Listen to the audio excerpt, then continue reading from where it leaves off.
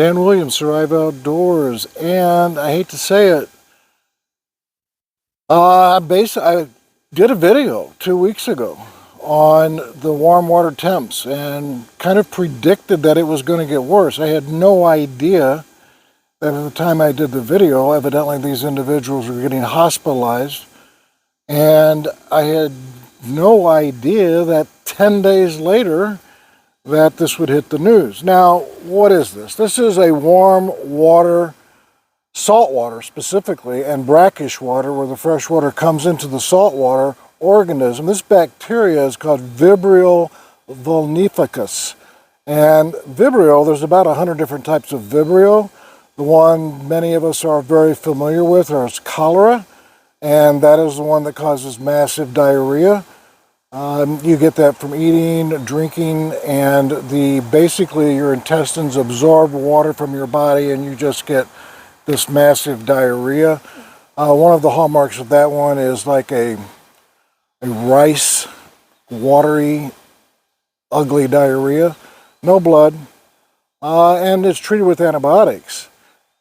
This one is concerning because it hits my audience who love the outdoors, and it can happen if you're fishing, swimming, wading, and you basically hit your foot on a rock. And you'll see from these articles here how the news media just really jumped on this because so many occurred in a short period of time. Every year in Florida, I think in 2021, they had something like 10 deaths.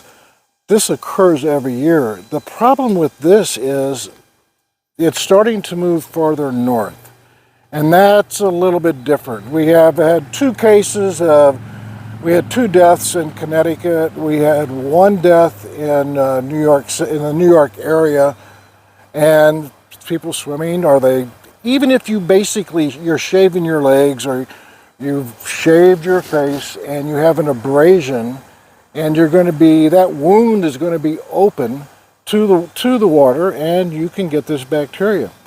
The other problem with this bacteria is that it's quick. It's real quick. Left untreated, it has a very high mortality rate. This bacteria, this Vibrio, it doubles the amount in your body in less than 12 hours. And there have been people that have died in less than 72 hours without getting antibiotics in their system. And I saw one video, the person, I don't know if they were a healthcare provider, I hope not. They were talking about just cover up your wounds and you're good to go. Got news for you. Last time I checked them, unless you did like a new skin or super glue, for the most part, covering up the wound isn't going to cut it. What are the signs and symptoms? One of the things they talk about is basically a redness that occurs on your skin, and then you can get something called a necrotizing fasciitis. And that's the flesh-eating bacteria. The necrotizing fasciitis is the cause from this bacteria. Actually, group A strep, that organism is the most responsible. And necrotizing fasciitis, necrotizing means dying tissue, and fascia is just tissue underneath the skin. You have fascia, and your organism just kills the area, decreased blood supply, and it starts to die. And there's quite a few amputations that occur with this organism. It's not uncommon at all. So things you're going to look out for is that around the wound that you had, or even if you didn't have a wound, maybe you're not aware of it, you're going to get some reddish areas, a hot area, it's going to be very warm, and very commonly you will find blisters around the wound area, and that is not that uncommon.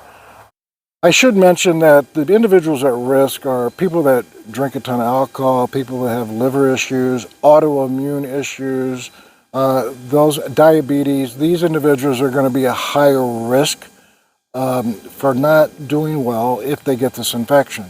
Treatment: antibiotics, drugs of choice, doxycycline, quinolones like Cipro, and a few cephalosporins have been really, really effective.